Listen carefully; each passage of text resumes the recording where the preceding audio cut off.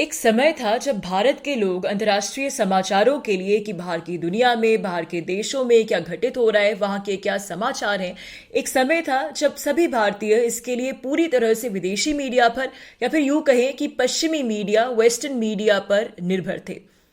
फिर चाहे समाचार अमेरिका के हों, यूरोप के हों या फिर अफ्रीकी देशों के हों या फिर लैटिन अमेरिकी देशों के, हम पूरी तरह से वेस्टर्न मीडिया के पर्सपेक्टिव पर निर्भर थे। यानी कि अंतर्राष्ट्रीय इंटरनेशनल अफेयर्स को लेकर, जियो पॉलिटिक्स को लेकर, जैसे कि हम न्यूज़ की भाषा में इसे कहते हैं, उसको लेकर जो भी हमारा एक रुझान बन रहा है, एक दृष्टिकोण बन रहा है, पर्सपेक्टिव बन रहा है, उसके लिए हम भारतीय पूरी तरह से पश्चिमी मीडिया पर निर्भर थे। फिर चाहे वो CNN हो या फिर BBC हो या फिर न्यूयॉर्क टाइम्स जैसे समाचार पत्र हो।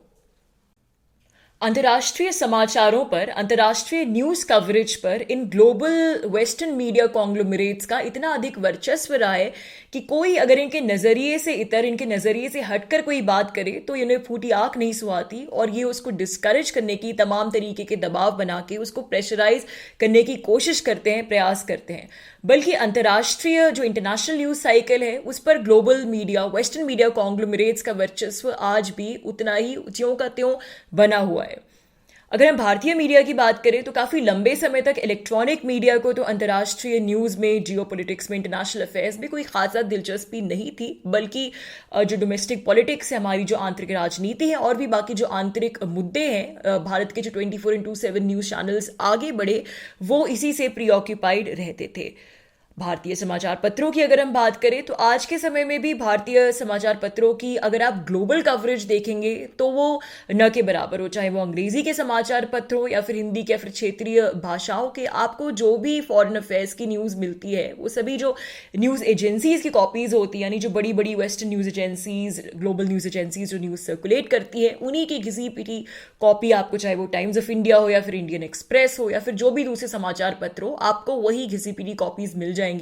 लेकिन इन समाचार पत्रों की कोई अपना इंटरनेशनल पर्सपेक्टिव या फिर कोई फॉरेन अफेयर्स की अपनी कवरेज आपको देखने को नहीं मिलेगी। भारतीय मीडिया अभी भी फॉरेन अफेयर्स कवरेज को लेकर, विशेषकर कि जैसा कि मैंने कहा, प्रिंट मीडिया इतना इन्वेस्ट नहीं कर रहा है।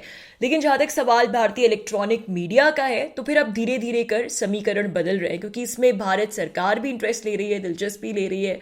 और एस जयशंकर के अंतर्गत भारत की जो विदेश नीति है, फॉरेन पॉलिसी है, उसमें एक बड़ा मोड़ आए, परिवर्तन आए। परिवर्तन क्या है? परिवर्तन ये है कि अब हम जिन मुद्दों पर हमें आलोचना करनी चाहिए उन मुद्दों पर डिप्लोमैटिकली, कूटनीतिक तौर पर भारत वेस्ट की आलोचना करने से नहीं हिचकता। चाहे वो रशिया यूक्रेन युद्ध का मुद्दा हो या फिर यूनाइटेड नेशन सिक्योरिटी काउंसिल में रिफॉर्म का मुद्दा हो, तमाम तरीके के जो अंतर्राष्ट्रीय मुद्दे हैं उनमें भारत ग्लोबल साउथ की आवाज बनकर उभरा है। और जाहिर सी बात है कि भारत का मीडिया भी इस ट्रेंड को रिफ्लेक्ट कर रहा है। तो पिछले कुछ वर्षों से भारत में भारतीय मीडिया ने अंतर्राष्ट्रीय न्यूज़ कवरेज की भी शुरुआत की है और global news with in Indian perspective के ट्रेंड की शुरुआत अब भारत में हो चुकी है। भारत में फिलहाल हम कह सकते हैं कि दो ऐसे न्यूज़ चैनल्स हैं जो इस प्रकार से फॉरेन न्यूज़ कवर करते हैं। एक है वीऑन करके, जो आपने शायद देखा होगा, आप में से कई लोगों ने, वीऑन वर्ल्ड इज वन करके एक न्यूज़ चैनल है जो कि भारत का सबसे पहला, सर्वप्रथम 24x7 इंटरनेशनल न्यूज़ चैनल है। जिस तरीके से आप देखते हैं कि BBC, CNN के कॉरेस्पॉन्डेंट्स अल जजीरा के तमाम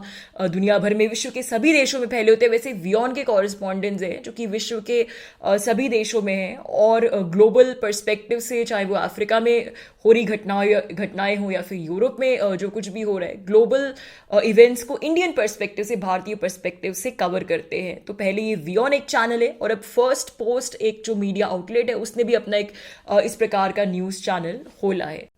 हाल ही में global media publication the economist ने एक बहुत ही बेहुदा आर्टिकल लिखा है और आर्टिकल का विषय क्या है? इस पूरे आर्टिकल में भारतीय मीडिया की फॉरेन कवरेज की आलोचना की गई है। इस आर्टिकल को बेहुदा कहना इसलिए आवश्यक है क्योंकि इसमें बिना किसी तथ्यों के, बिना फैक्चुअल एविडेंस के भारतीय मीडिया पर बेहद गंभीर आरोप लगाए गए हैं।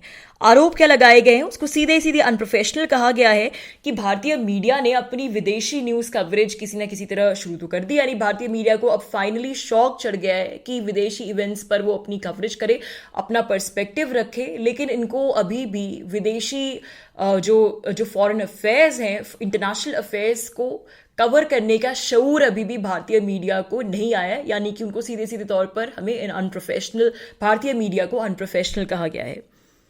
आर्टिकल की टैगलाइन कहती है, Indians are growing more interested in the outside world, not more expert. यानी अब भारत के मीडिया को किसके बारे में क्या बोलना चाहिए, क्या कहना चाहिए, क्या नहीं कहना चाहिए, और कौन एक्सपर्ट है कौन नहीं एक्सपर्ट है, ये अब इकोनॉमिस्ट तय करेगा। और सिर्फ इतना ही नहीं, इस आर्टिकल में बाकायदा भारत के अंतर्राष्ट्रीय न्यूज़ चैनल्स का नाम लेके, और जिनका मैंने अभी जिक्र किया, और उसके साथ में भारत की एक बहुत ही वेल नोन जर्नलिस्ट हैं पलकी शर्मा उपाध्याय, पलकी शर्मा उपाध्याय का बाकायदा नाम लेके और वियॉन का नाम लेके इस प्रकार से भारत के इन चैनल्स को डिस्क्रेडिट करने की कोशिश की है। इनको सीधे सीधे अनप्रोफेशनल कहा गया है और इनकी छवि जो है एक अंतर्राष्ट्रीय मंच पर धूमिल करने का प्रयास किया गया है। तो जैसे कि मैंने कहा, ये बहुत ही गंभीर आरोप लगा है और इसलिए मैंने इस आर्टिकल को एट द आउटसेट ही बेहुदा कहा। हालांकि मैं इस तरीके की भाषा का इस्तेमाल करने से बचती हूँ, लेकिन चूंकि आर्टिकल जो है वो इस प्रकार से भारत के जर्नलिस्ट के खिलाफ और भारत के एक इतने बड़े न्यूज़ चैनल्स के खिलाफ इस प्रकार के बिना किसी एविडेंस के, जैसा कि मैंने कहा, बिना किसी फैक्चुअल एविडेंस के इस प्रकार के आरोप लगाता है, बहुत ही संगीन आरोप लगाता है, तो इसलिए इस आर्टिकल को बेहुदा कहना बनता है। पलकी शर्मा उपाध्याय की न्यूज़ कवरेज आप में से शायद बहुत लोगों ने नहीं देखी। जिन्होंने नहीं देखी, मैं आपको थोड़ा सा बैकग्राउंड बता देती हूँ। तो वियॉन की एग्जीक्यूटिव एडिटर थी पलकी शर्मा उपाध्याय, जो कि भारत की काफ़ी जानी मानी जर्नलिस्ट हैं। और वियॉन में पलकी शर्मा उपाध्याय जो है वो बहुत ही, उनकी फॉरेन न्यूज़ कवरेज जिस प्रकार से न्यूज़ एंकरिंग करती थी और अपने पॉइंट्स प्रस्तुत करती थी, वो बहुत ही फेमस हुई। और उसके बाद पलकी शर्मा उपाध्याय ने फर्स्ट पोस्ट ज्वाइन किया और फर्स्ट पोस्ट में भी एक वांटेज विद पलकी शर्मा करके एक न्यूज़ शो आता है इंटरनेशनल अफेयर्स का, जिसमें पलकी शर्मा उपाध्याय, जिससे और भी ज़्यादा फेमस हो रही है। तो पलकी शर्मा उपाध्याय का बैकग्राउंड है, भारत की एक बहुत ही रिनाउंड जर्नलिस्ट हैं। तो पलकी शर्मा पर डायरेक्टली एलिगेशंस लगाए गए हैं और आर्टिकल कुछ यूं कहता है कि miss Sharma relentlessly bashes China and Pakistan. Given India's history of conflict with the two countries, that is hardly surprising.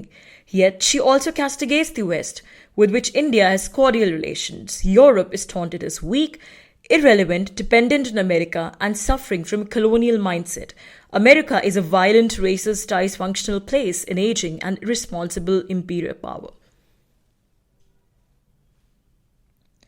अब जिसने कभी भी पलकी शर्मा उपाध्याय की कोई न्यूज़ ब्रॉडकास्ट नहीं देखी होगी या जिसने इन चैनल्स को नहीं देखा होगा, वो तो इस आर्टिकल को पढ़ के उसको तो यही लगेगा कि बॉस, इंडियन मीडिया वाकई में कोई बहुत ही ख़राब प्रोपोगंडा कर रहा है और बिना किसी एविडेंस के बस एंकर्स आते हैं और वेस्टर्न कंट्रीज़ की या फिर चाइना और पाकिस्तान की आलोचना करना शुरू कर देते हैं, एक भाषण देकर, एक वक्तव्य देकर चले जाते हैं। जबकि जो सच्चाई है, वास्तविकता है, वो बिल्कुल इससे अलग है।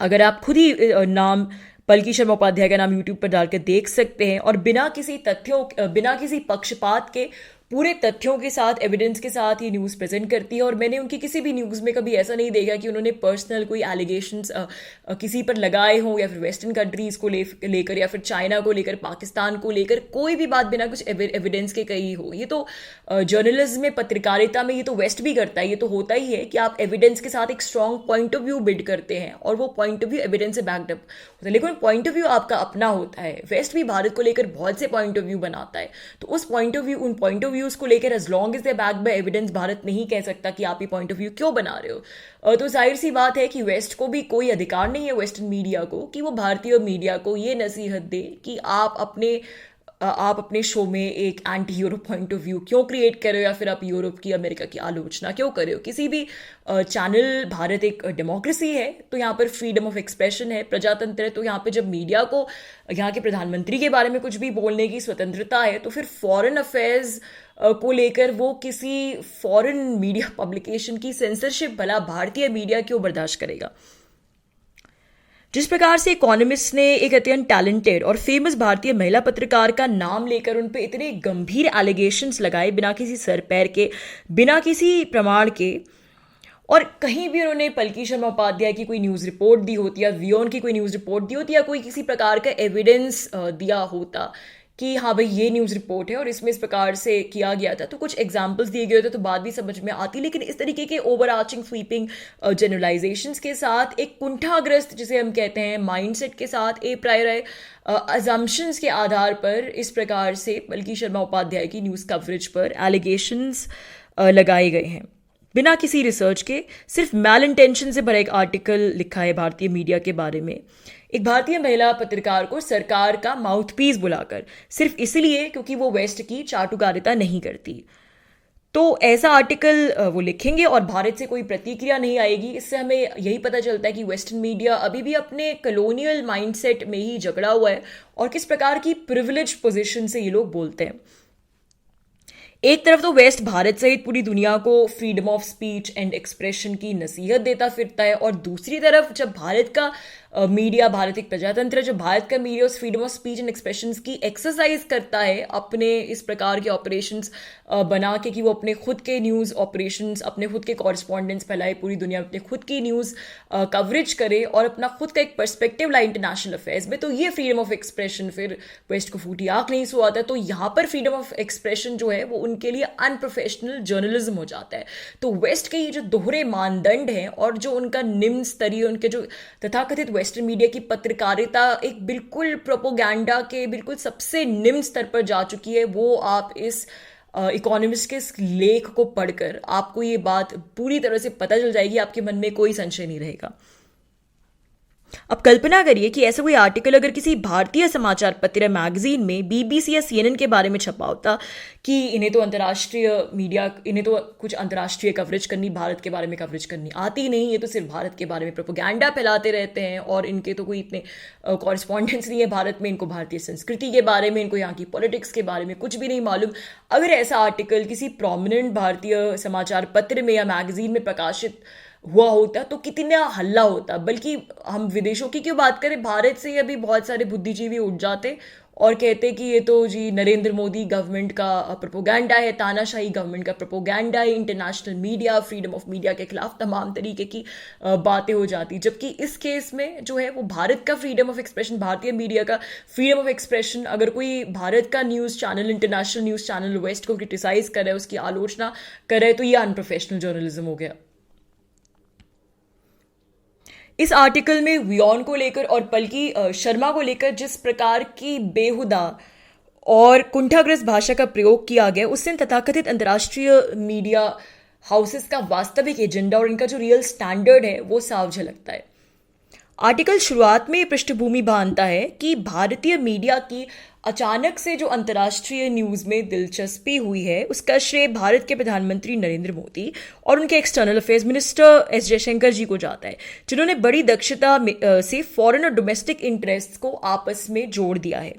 लेकिन भारत ये जो फॉरेन अफेयर्स की कवरेज कर रहा है, इसमें उन्हें फॉरेन अफेयर्स के मामलों में कोई वास्तविक जानकारी है भी या नहीं है, इस पर हमें बहुत संदेह है, ये कहना कठिन है। यानी सीधे सीधे भारतीय मीडिया पर अनप्रोफेशनल होने का आरोप लगाया जा रहा है, यानी कि भारतीय मीडिया एक एजेंडा चला रहा है और उन्हें इंटरनेशनल न्यूज़ कवरेज की वास्तविकता में कोई जानकारी नहीं है। फिर आगे आर्टिकल कहता है कि जिस प्रकार से फॉरेन न्यूज़ के नाम पर कुछ भी परोसने का ट्रेंड भारत में शुरू हो गया है, उसे सुभाष चंद्र नाम के मीडिया मैग्नेट ने भुनाने की सोची जब उसने 2016 में वियॉन नाम का एक चैनल शुरू किया, यानी वियॉन या world is one news channel की शुरुआत की। और ये चैनल इतना हिट हो गया कि, और मैं कोट कर रही हूँ आपको आर्टिकल से, it's prime time host Palki Sharma was poached by a rival network to start a similar show। तो अब देखिए किस तरीके की असभ्य भाषा का प्रयोग किया गया है कि its host was poached by a rival network। यानी कि इस आर्टिकल को मैं पढ़ रही हूँ और ये सब चीज़ें पढ़ रही, तो मुझे ऐसा बिल्कुल नहीं लग रहा कि मैं एक द इकोनॉमिस्ट जैसा तथाकथित बुद्धिजीवी एस्टीम्ड पब्लिकेशन पढ़ रही हूँ, बल्कि मुझे ऐसा लग रहा है कि मैं कोई किसी बहुत ही सतही मैगजीन का कोई गॉसिप कॉलम पढ़ रही हूँ। इस प्रकार की बातें इस आर्टिकल में की गई हैं। यानी अब किसी भारतीय बिजनेसमैन को अगर फॉरेन न्यूज़ चैनल लॉन्च करना है, इंटरनेशनल न्यूज़ चैनल लॉन्च करना है, तो उसे भारत सरकार से अनुमति लेने के बजाय अब इकोनॉमिस्ट के पास जाना चाहिए, विदेशी मीडिया के पास जाना चाहिए कि हम क्या ये चैनल लॉन्च कर सकते हैं, और अगर मैं ऐसा चैनल लॉन्च करें तो हमारी न्यूज़ कवरेज कैसी होनी चाहिए, जर्नलिज्म के प्रोफेशनल एथिक्स क्या है क्या नहीं है, आप हमें आके समझाइए। मतलब इससे तो वेस्टर्न मीडिया के मानसिक दिवालियापन के बारे में पता चलता है कि वो मानसिक रूप से इतने कुंठित हो चुके हैं कि अब उनको एक जर्नलिस्ट की जो प्रोफेशनल जो लाइफ है उसमें इतनी ज़्यादा, भारतीय जर्नलिस्ट की प्रोफेशनल लाइफ में इतनी दिलचस्पी हो गई है कि वो कौन सा चैनल छोड़ती हैं, कौन सा चैनल ज्वाइन करती हैं और क्यों ज्वाइन करती हैं। मतलब इतनी बचकानी बातें इस रिपोर्ट में बताई गई हैं, इस तथाकथित रिपोर्ट में, इस तथाकथित आर्टिकल में, कि आप इमेजिन भी नहीं कर सकते। पलकी शर्मा उपाध्याय, जिन पर ये एलिगेशंस लगाए गए हैं, उन्होंने बड़ी ही शालीनता से फर्स्ट पोस्ट पर एक न्यूज़ बुलेटिन में अपना जवाब दे दिया। लेकिन इसके लिए तो बल्कि आई थिंक उन्होंने जो है वो बहुत ही हल्के में निपटा दिया इकोनॉमिस्ट को। इकोनॉमिस्ट को अगर कोई ऐसा प्रावधान है तो स्यू करना चाहिए और इसको बड़े लेवल पर इन न्यूज़ चैनल्स को लेना चाहिए इस मुद्दे को। और इस आर्टिकल पर सिर्फ मीडिया पर ही नहीं बल्कि भारत की सरकार और बाय एक्सटेंशन भारत के प्रजातंत्र पर भी इस आर्टिकल ने अटैक किया है कि मोदी सरकार अपनी आंतरिक गलतियां और अपनी आंतरिक अस्थिरता को छुपाने के लिए, कि जिस प्रकार से वो माइनॉरिटीज़ पर अटैक करता है और माइनॉरिटीज़ का शोषण करता है, उसको छुपाने के लिए ये इस प्रकार का इन न्यूज़ चैनल्स को अंतर्राष्ट्रीय प्रोपोगंडा, विदेशों के खिलाफ, वेस्टर्न कंट्रीज के खिलाफ अंतर्राष्ट्रीय प्रोपोगंडा के लिए यूज़ कर रहा है ताकि वो इन वेस्टर्न कंट्रीज़ को ब्लैकमेल कर सके और उसकी जो पब्लिक है, उसकी जो भारत की जो पब्लिक है, उसका रियल इंटरनल इशूज से, डोमेस्टिक पॉलिटिक्स से ध्यान हटे। ऐसा इकोनॉमिस्ट के इस आर्टिकल का कहना है। मैं आपको स्क्रीनशॉट्स लगातार दे रही हूँ, आप पूरा आर्टिकल पढ़ेंगे तो आपको समझ में आ जाएगा। मैं इसमें से फिर कोट कर रही हूँ आपको। Mindful of this criticism India often draws especially for Mr. Modi's Muslim bashing and creeping authoritarianism. Ms. Sharma and other pro-Modi pundits insist that India's behavior and its problems are no worse than any other country's. A report on the recent riots in France on Ms. Sharma's show included a claim that the French Interior Ministry was intending to suspend the internet in an attempt to curb violence. यानी सीधे सीधे कहा जा रहा है कि चूंकि western media Bharat के ह्यूमन राइट्स वायलेशंस के बारे में लिखता है, बोलता है, तो इसीलिए भारत भी अब वेस्टर्न कंट्रीज़ में जो भी इश्यूज होते हैं, मुद्दे होते हैं, उनको बढ़ा चढ़ाकर प्रस्तुत कर रहा है और उनके बारे में झूठी खबरें, कॉन्स्पिरेसी थ्योरीज फैला रहा है ताकि वो वेस्ट को ब्लैकमेल कर सके। यानी अगर बीबीसी, CNN और न्यूयॉर्क टाइम्स तरीके भारत को एक फांसीवादी देश कहें, भारत के प्रजातंत्र को खतरे में बताएं, आए दिन भारत में प्रोटेस्ट्स ऑर्केस्ट्रेट करे और इन प्रोटेस्ट्स के बारे में झूठी खबरें छापे, इन प्रोटेस्ट्स को के बारे में बढ़ा चढ़ा कर खबरें प्रकाशित करे। यानी यहाँ तक कि भारत में जब कोरोना वायरस था तो कोरोना वायरस के समय में अगर ये देश हॉस्पिटल में जाके बीमारों की तस्वीरें उतारे, उन तस्वीरों को इनका मीडिया इंटरनेट पर रिलीज़ करे, या फिर डेड बॉडीज़ जिस प्रकार से जलती चिताओं और कब्रों को भी नहीं छोड़े ये लोग, और इनके फोटोग्राफर्स जाके जलती चिताओं और कब्रों की अगर तस्वीरें खींचें, भारत में सिर्फ बेबसी और गरीबी की स्टोरीज लिखें, भारत के खिलाफ अगर ये प्रोपोगंडा करे वेस्टर्न मीडिया, तो ये प्रोफेशनल जर्नलिज्म है, ये इसमें कोई गलत बात नहीं है। लेकिन अगर भारत जो है वो बहुत से मुद्दों को लेकर, चाहे वो रशिया यूक्रेन युद्ध हो उसको लेकर वेस्ट की आलोचना करे, या फिर पाकिस्तान और चाइना को लेके जो वेस्ट डबल गेम खेलता है इंडिया के साथ उसकी आलोचना करे, या फिर संयुक्त राष्ट्र संघ जैसे अंतर्राष्ट्रीय संस्थानों के रिफॉर्म को वेस्ट ने किस तरीके से अपने वेस्टर्न इंटरेस्ट की वजह से इंस्टॉल कर रखा है, अगर भारत इन सभी मुद्दों को उठाए या फिर भारतीय मीडिया इन सभी मुद्दों को उठाए, तो फिर वो बैड जर्नलिज्म, अनप्रोफेशनल जर्नलिज्म कर रहा है। आखिर में आर्टिकल भारत को सीधे तौर पर एक धमकी भी दे जाता है कि अगर भारत के प्रधानमंत्री मोदी ने अपने मीडिया को काबू में नहीं किया तो फिर भारत और वेस्ट के संबंध, भारत और वेस्टर्न कंट्रीज के संबंध सुधरने के बजाय बल्कि और बिगड़ जाएंगे। और मैं आपको आर्टिकल से ही आखिर में कोट कर रही हूँ, जो आर्टिकल के एंड में पैराग्राफ है। That is at odds with Mr. Modi's aim to deepen ties with the West, and nationalists are seldom able to control the forces they unleash. China has recently sought to tamp down its aggressive wolf warrior diplomacy rhetoric, but its social media remain mired in nationalism. Mr. Modi, a vigorous champion for India abroad, should take note by letting his propagandists trump up hostility to the world. He's laying a trap for himself.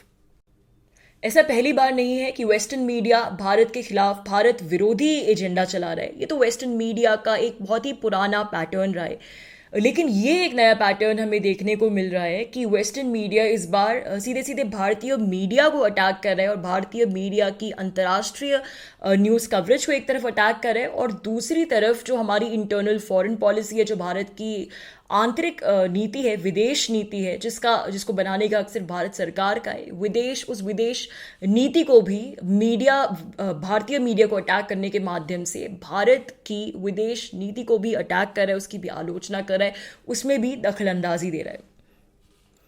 किसी भी democratic country की विदेश नीति उसकी प्रजातांत्रिक रूप से चुनी गई सरकार ही तय करती है, ना कि कोई विदेशी मीडिया। अगर इकोनॉमिस्ट इस बात का संज्ञान ले और जितनी जल्दी ले, शायद उसके लिए उतना ही ज़्यादा अच्छा होगा। तो दोस्तों, आज के लिए बस इतना ही। बहुत जल्द आपसे फिर मुलाकात होगी कुछ नई खबरों के साथ। तब तक के लिए अनुमति दीजिए, नमस्कार। अगर आपको ये चैनल पसंद आए तो सब्सक्राइब ज़रूर करिए और लाइक भी करिए, और इस कंटेंट को जितना हो सके आप शेयर करें। धन्यवाद।